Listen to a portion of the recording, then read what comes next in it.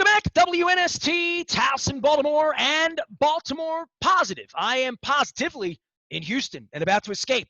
I got in, I got out, I wore my mask, I ate my barbecue, and John McClain was kind to me, and he said at the end of the game, these Texans, they're not good enough, Luke Jones. So really a Lamar show, and we talk so much about Lamar, but I want to do something in this segment we don't do often.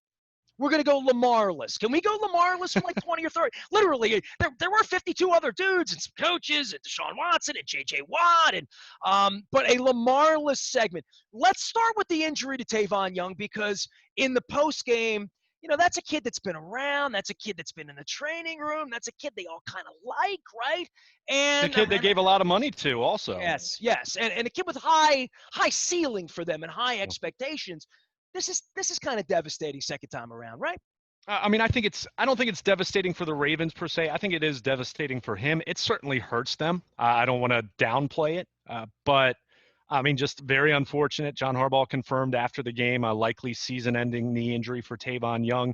I want to say off the top of my head, I think it might be the same knee that he tore the ACL 3 years ago.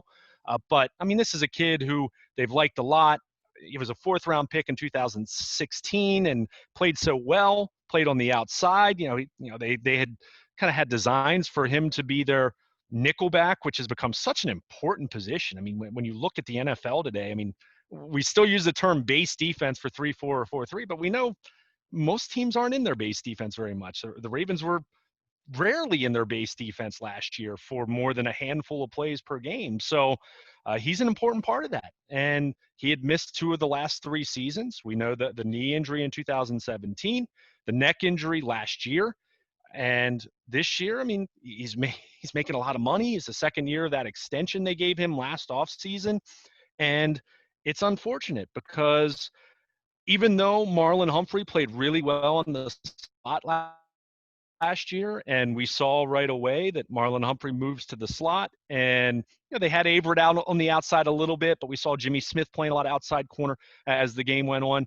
We saw that work really well last year. So I don't think it's something where you say, oh my gosh, what's their defense going to do? But now you're tapping into your depth already, and that's not something you want to see. And now you're one more injury away at corner where you're having to count on Anthony Averett, and then you're promoting someone from the practice squad or exploring bringing someone in from another place or off the free agent market. So, or I could just import your blogs from WNST and you could blame Ozzie for the secondary being too thin like it did for 5 years. No, I mean, they have depth, but this tests that. And on top of that, keep in mind, they jettisoned Earl Thomas, and Jimmy Smith was supposed to be part of the safety equation when they play some of those 3 safety dime looks. So if Jimmy Smith's now going to be playing outside corner, that changes what you want to do there. Do you lean a little more on Anthony Levine? Does that open the door for Geno Stone at some point? He's been a healthy scratch the first couple of weeks.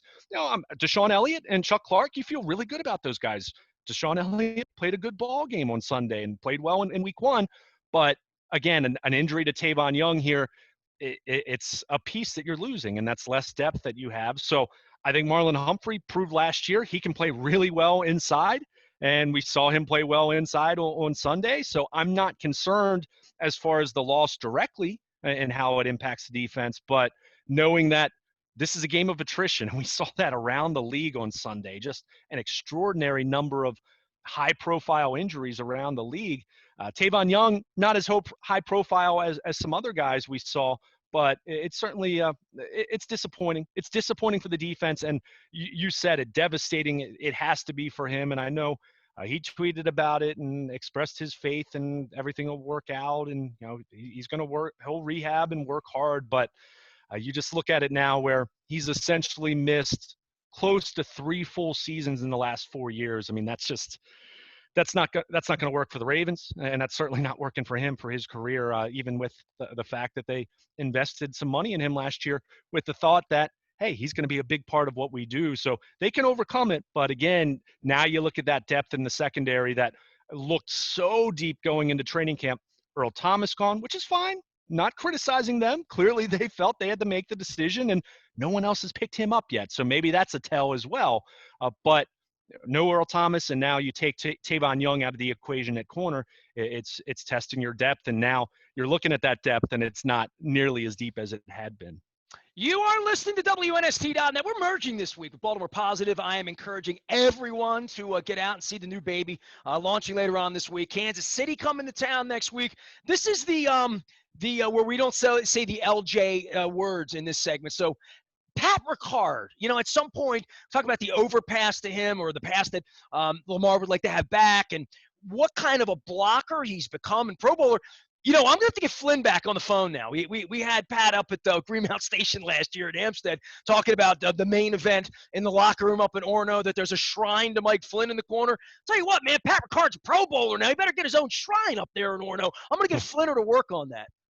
Yeah, I mean, he made the Pro Bowl last year. You see what he's already done, caught a touchdown, which I think atones for the fumble last week, although we kind of joked, when will his second career carry come after what happened then? But that's fine. I mean, you guys are going to make mistakes, but I mean, just crushing blocks. I mean, you look at the fourth down touchdown with Mark Ingram, where he lines up in a wildcat formation, and Macari, Ricard, Boyle blocking there, and just some of the blocking that we saw in general in that fourth quarter. That as much as the running game wasn't a huge part of what they were doing over the first three quarters, you see Patrick Ricard do the things that he does. And even now this year, I mean, we talk so much about the Hayden Hurst trade, and okay, who's going to be the number 3 tight end?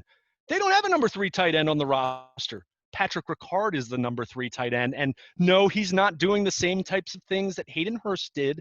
But when you're talking about some of those 2 tight end sets where, someone lines up in line, someone motioning, you're seeing Ricard do some of those things from a blocking standpoint that maybe they asked a tight end to do in the past. So he's certainly practicing more there, and he gives them, he's not going to be a guy who's going to put up huge numbers, but I'll say this: every time they throw him the ball, he seems to be open. So I don't think that's necessarily it's a testament to him that he's catching it, and we saw him make a really nice play on the touchdown.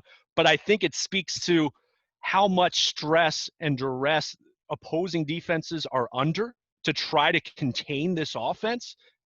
I'm not going to say the LJ word, but all the weapons that they have across the board. And then, you have a 290-pound former defensive lineman at fullback going out for a pass.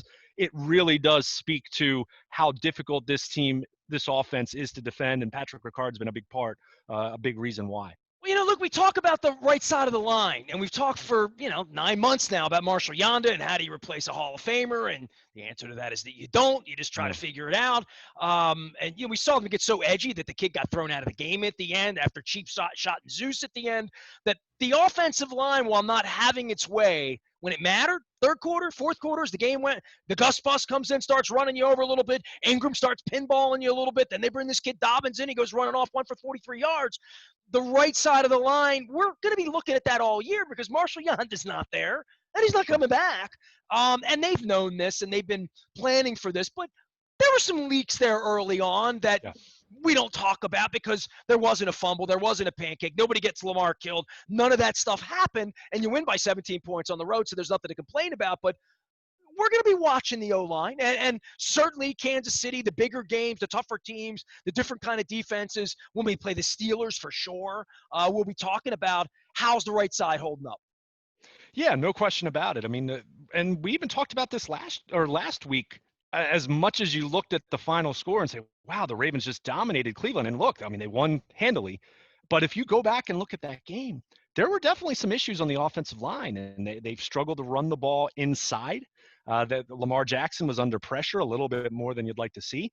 And the first half, we saw some of those similar themes. Tyree Phillips, Orlando Brown Jr. had a rough first half. And I mean, you look at the game, Lamar Jackson was sacked 4 times. I believe the Ravens allowed 4 more sacks only twice last year in the regular season. So it speaks to, 1, how well they performed last year, and 2, that, they have had some issues in that regard. But to your point, they definitely finished well. And it was good to see because as much as we talked in a previous segment about a certain individual taking hits, I'm much more concerned about pass protection being leaky and that individual takes a blindside hit or takes a hit to the back of the knee or something along those lines. That concerns me way more than your quarterback rushing in open space and kind of having some control and dictating some contact himself.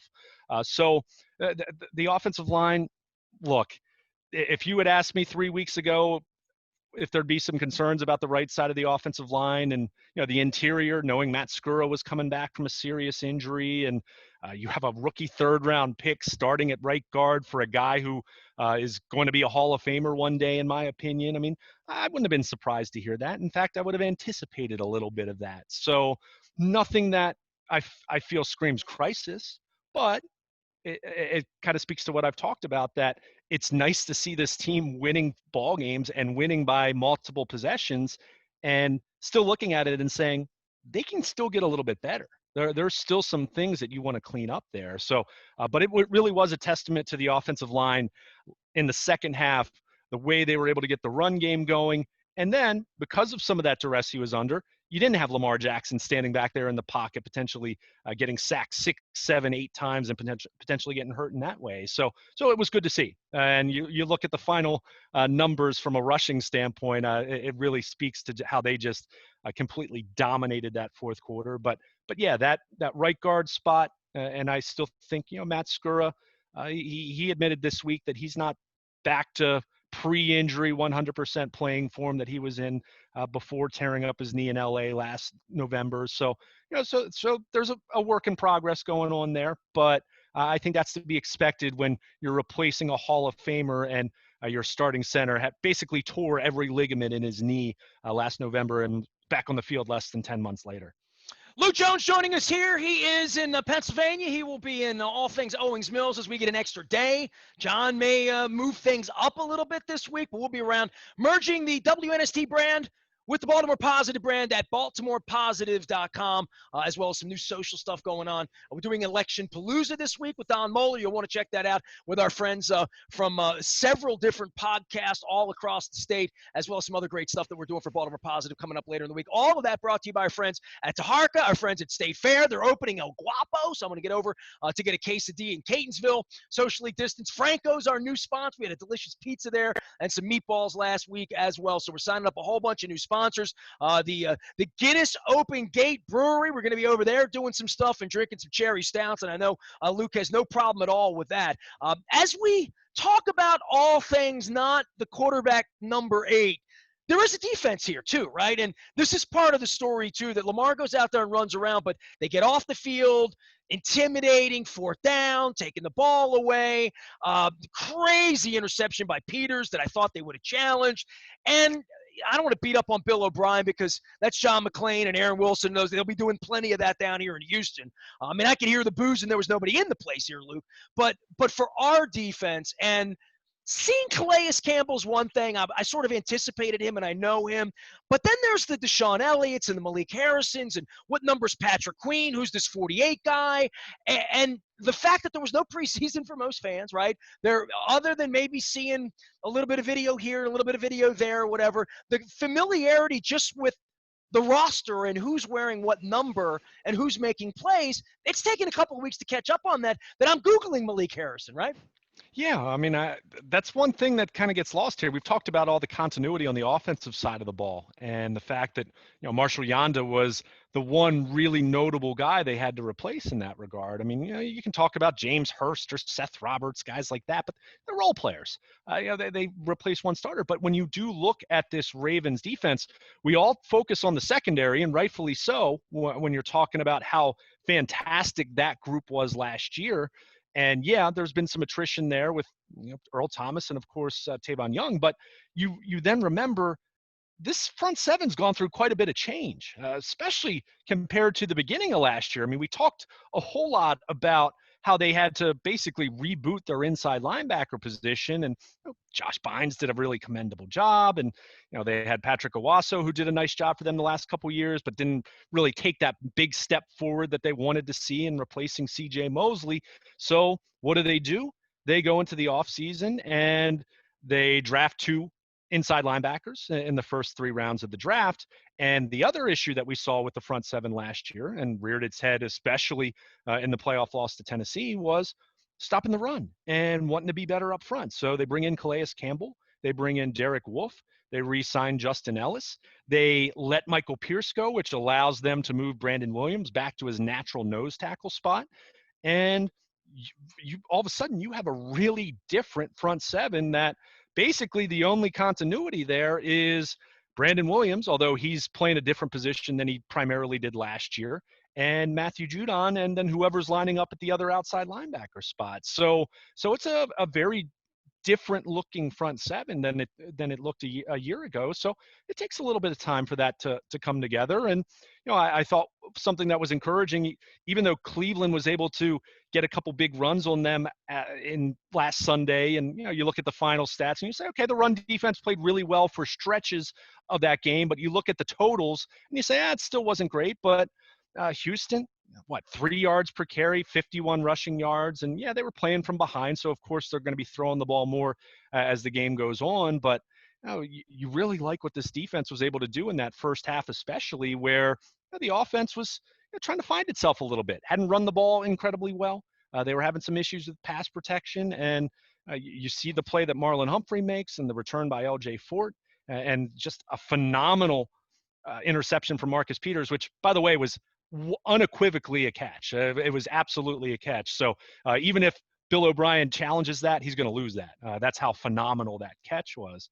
But I think what was interesting about that second quarter is you kind of look at the numbers, and Houston actually, they got their passing game going a little bit. Watson was 12 of 15 for 141 in the second quarter. So it's not as though they weren't figuring out some ways to move the ball. And, Brandon Cooks made a couple plays, and, Fells, their tight end, Akins, the other tight end, made some catches. So it's not as though that also happens when you don't have a pass rush, right? I mean, that's part of the issue. And also with all of these quarterbacks just getting the ball out so quick that pass rush doesn't mean as much, right? Well, and they got their pass rush going in the second half, but the way they played, just I don't even want to say it was opportunistic. I mean, the plays that were made were great individual plays. Opportunistic almost implies that the other side's self-destructing and you just happen to be in the right place. I mean, Marcus Peters made a phenomenal play. Marlon Humphrey, we saw him do it in Pittsburgh last year. We've seen him force fumbles. Almost like a linebacker. I mean, you don't see corners making those types of plays. So it really speaks to how well they played and taking the ball away a couple times. And that was big because Houston was able to have some success in that second quarter. And yet they came away, in a position where they were still trailing. And it was 20-10 at halftime. So, that game could have been quite different had it not been for the plays that they were able to make on defense and taking the ball away. So, and then second half, like I said, they really got the pass rush going at that point. And you saw Deshaun Watson being under distress quite a bit more. So, so it was one of those games where, you could poke some holes here or there and things that happen, but by and large, just about every area of the offense and defense stepped up at some point in that game to make a major difference. He is Luke Jones. He is Baltimore Luke, and Luke at WNST.net. The Ravens preparing for all things Chiefs. We're doing one segment here without mentioning number 8. So we're staying on the defensive side. Look, it comes to me that think about last year, right? This is kind of when things went a little bad. There were a couple losses, and they're signing linebackers off the street, right? Like literally, and Josh Bynes. L.J. Fort was one of those guys they grabbed. The injury to Tavon Young now we'd say, all right, that's the first really bad thing that's happened since we got this going, right? That we thought it would be COVID, right? As I'm here wearing my mask on the roof down here in the former Reliant Stadium. But defensively, for what they've done with the linebackers, and we don't talk much about George Kokinis around here, and we say Eric DeCosta's name a couple times a week. But this really does speak to deep depth and the kind of players they're bringing in. And to your point, the way they thought about Pearson, Brandon Williams, they thought about Earl Thomas and said, yeah, it's a sunk cost. Let's just get rid of him. Let's have addition by subtraction. But more than that they didn't want to have to do that with Earl Thomas in week 6, because if he was a turd in August, why be bringing that drama in here in October or November? It feels to me like they're a lot more stable, certainly than a lot of other franchises at any point, because of the way they are and the deep depth and the way they think these things through. But last year it didn't feel that way when they're going on the street and playing with linebackers and still going 14-2, right? So when you say picking up where they left off, even though they didn't convene much in the offseason and have like together time, they look like a pretty together unit right now, 2 weeks into this thing. No question about it, especially relative to what you're seeing around the league. I mean, you have some teams that were expected to be pretty good who have not been. I mean, Philadelphia comes to mind, just off the top of my head. And you have some other teams that maybe have been a little more surprising, but the teams that you expect because to be good because of the stability that they have. I mean, that the Ravens certainly fit into that group. And even though Kansas City needed overtime to beat the Chargers, you kind of view them in that light. And there's a couple other teams you could view in that light. San Francisco was a team we thought would be in that group, but they've just been completely hammered by injuries. So it really does speak to continuity. It speaks to some and injury luck, but also wanting guys to be in shape and to be physically prepared. And John Harbaugh's talked at length about where the work that they put in with their offseason program, and Steve Saunders, their strength and conditioning ahead as far as everything they've done on that front. And you've seen them have fewer injuries the last couple of years, and some of the numbers bear that out in comparison to other teams around the league. But they've been able to weather that storm. And to your point about Earl Thomas, I mean, they let him go the third week of August rather than waiting until week 3 or week 6. And then at that point, you're throwing Deshaun Elliott into the fire with not having those starter reps that he was able to have over the last 2.5 weeks leading into the start of the regular season. So, so from that standpoint, it's worked out well. And, the Ravens being 2-0 does not surprise me in the slightest. And look, they're gonna at some point they're gonna go through some hiccups here or there. I'm still not expecting this team to go 16-0. I'm just not. And if there's something you look to, you say, okay, Kansas City had a close call on the road on Sunday. So does that sharpen their focus a little bit? And the Ravens just did lose a pretty key piece in their secondary. The timing of that does, not that anyone should be scared of Kansas City. I'm not implying that, but because everyone in Kansas City has to deal with the Ravens. But if there's something you could point to and say, yeah, that's not ideal to have to move on from losing a key piece in your secondary. And the Chiefs are going to be coming to town. So just some food for thought as we get into starting Chiefs week and still counting down to next Monday night. But overall, I mean, you have to be really pleased with where the Ravens are. As I said, there's a few things here and there you could point to, a couple positions here and there, but this all feels very familiar, doesn't it? It feels not what happened against the Titans, but when you consider where they left off at the end of December last year, it just feels like they've picked up where they left off, even with some of the change that they've had, because they've just, there's so much stability in all the most important places for this organization. And in this year of all years, that couldn't be more important.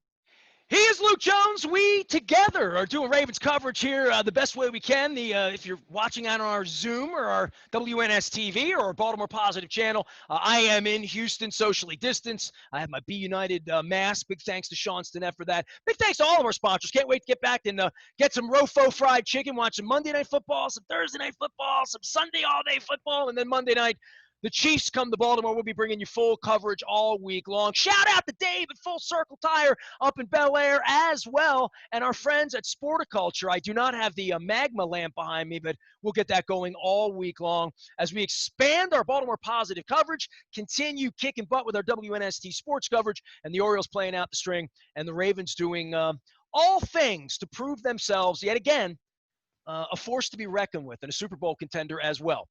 You can find Luke at WNST.net. He is Baltimore Luke out on Twitter. I am Nasty at WNST.net. Facebook, Twitter, LinkedIn, Snapchat, Instagram, anywhere I can send a picture or videos, even of the elevator going up to the roof here in Houston. We are WNST.net, AM 1570. It's House in Baltimore. We never stop talking Baltimore Ravens football.